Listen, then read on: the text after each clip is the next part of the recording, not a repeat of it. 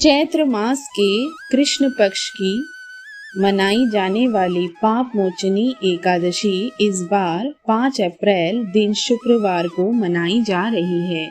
इस दिन भगवान श्री विष्णु का पूजन किया जाता है। मान्यता के अनुसार पाप मोचनी एकादशी सभी पापों का नाश करने वाली मानी गई है। यह व्रत तन मन की शुद्धि करके सभी कष्टों को दूर करता है। जगत पिता ब्रह्मा जी ने देवर्षि नारद को अप्सरा मंजू घोषा की यह कथा बताई थी। आइए जानते हैं यहाँ पाप मोचनी एकादशी की पौराणिक कथा।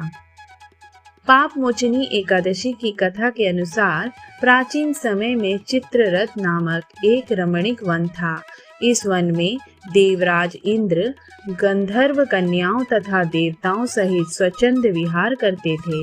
एक बार मेधावी नामक ऋषि भी यहाँ पर तपस्या कर रहे थे। वे ऋषि शिव उपासक तथा अप्सराएं शिव द्रोहिणी अनंगदासी यानी अनुचरी थी। एक बार कामदेव ने मुनि का तप भंग करने के लिए उनके पास मंजू घोषा नामक अप्सरा को भेजा।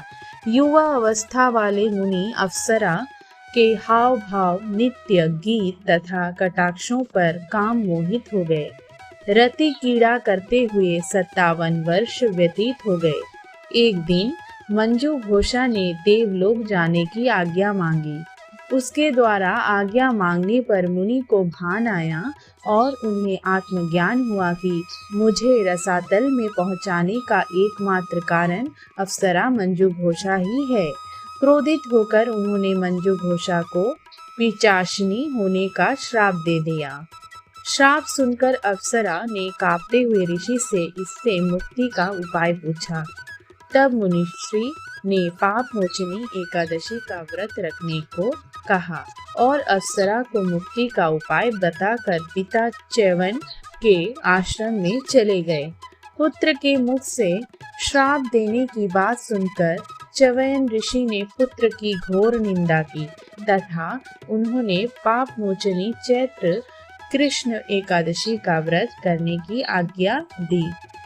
इस व्रत के प्रभाव से मंजू घोषा अप्सरा पिशाचिनी देह से मुक्त होकर देवलोक चली गई। इस प्रकार यानी ब्रह्मा जी के कहे अनुसार जो कोई मनुष्य विधि पूर्वक पाप मोचनी एकादशी व्रत करेगा उसके सभी पापों की मुक्ति निश्चित ही होती है तथा जो कोई इस व्रत के महात्म्य को पढ़ता है या सुनता है उसको सारे संकटों से मुक्ति मिल जाती है। ऐसी पाप मोचनी एकादशी की महिमा है।